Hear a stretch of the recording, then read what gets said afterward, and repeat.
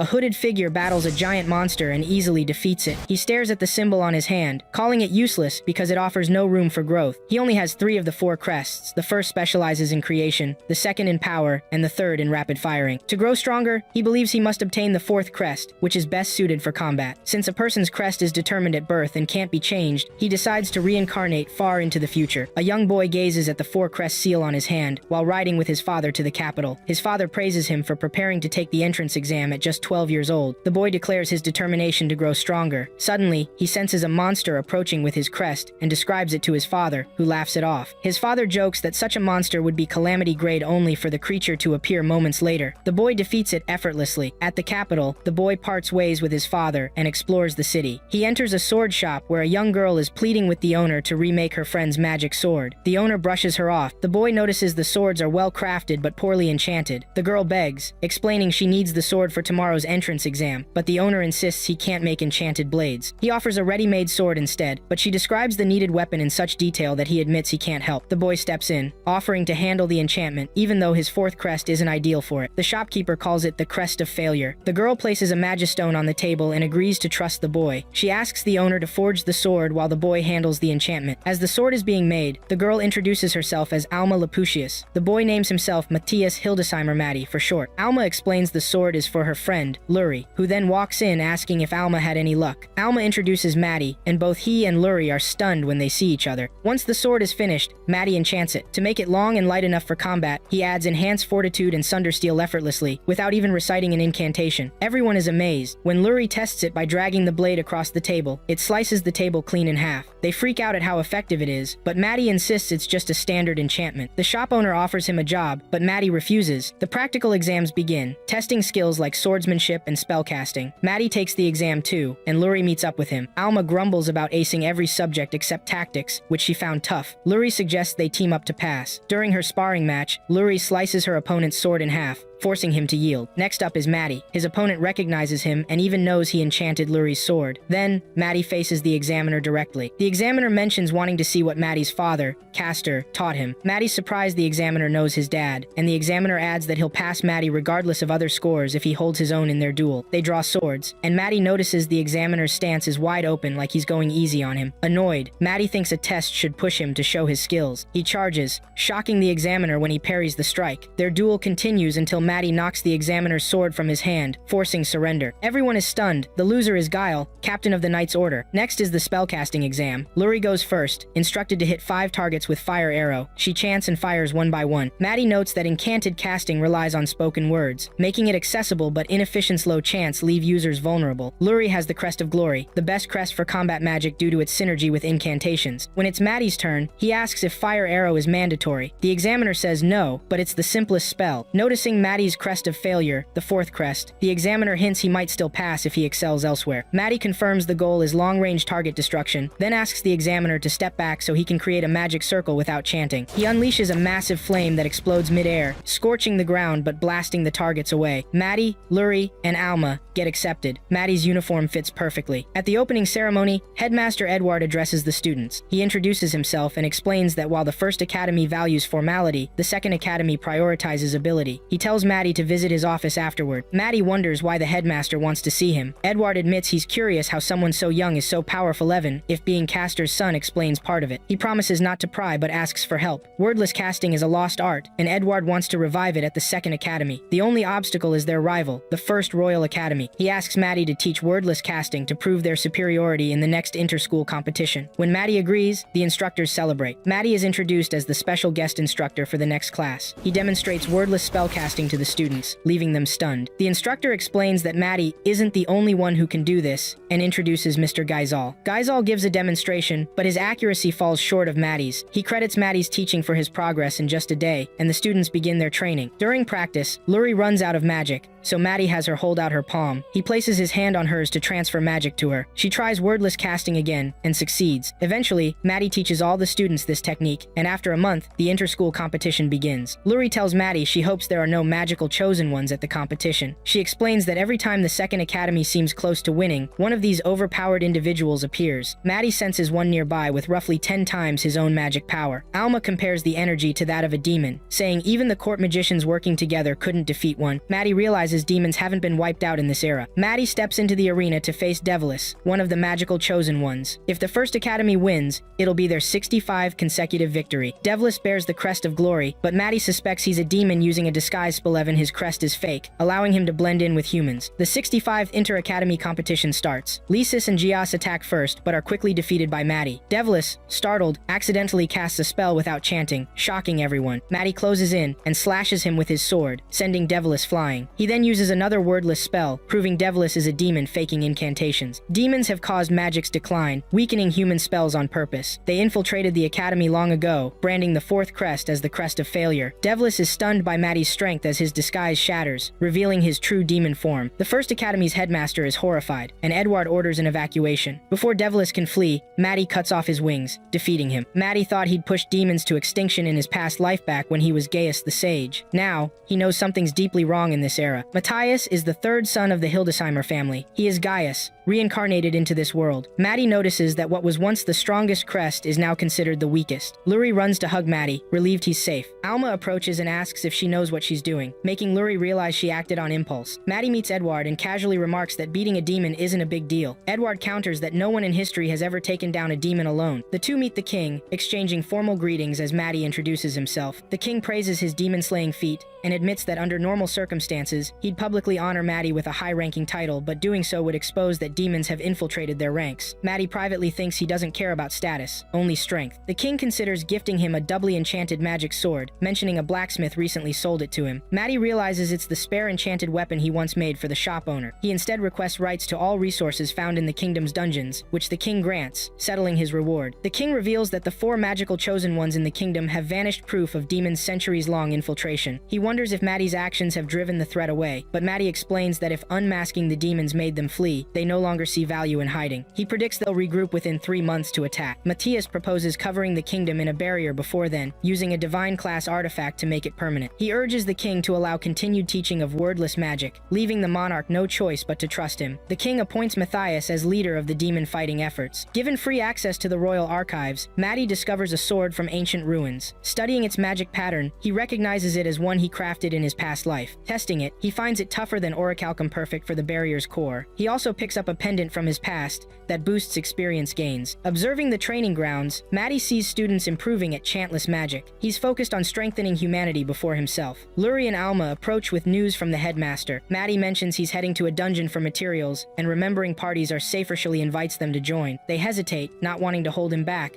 but admit they also want to grow stronger. Alma struggles with swords but excels with bows. Maddie explains bows are great for magic combat, demonstrating by infusing an arrow with a simple magic enchant. He encourages her, noting her crest of standard is ideal for magical archery. Both agree to join, eager to learn more about enchantments. Maddie sees the party as well balanced, him on the front lines, Alma providing ranged support, and Luri backing them up. They head to a dungeon door beneath the academy. As they enter, Maddie explains how the environment and monster strength vary floor by floor, with the ground floor being the weakest. He picks a small monster for them to practice on and teaches Alma how to infuse magic into her arrow. He shows her a trick to change her arrow's course, mid-air, a skill called Thread-Guided Enchant. When monsters are defeated, Magistones appear, and Maddie challenges Alma to take down 2 monsters with 1 shot. Alma goes off to train while Maddie teaches Luri how to craft weapons. He gives her crude dungeon ore to refine into metal for her weapon. After processing the ore, she extracts pure clusters of iron and mithril, which she uses to forge her weapon. Alma manages to kill 3 monsters at once with her arrows, and decides to head back. When she returns,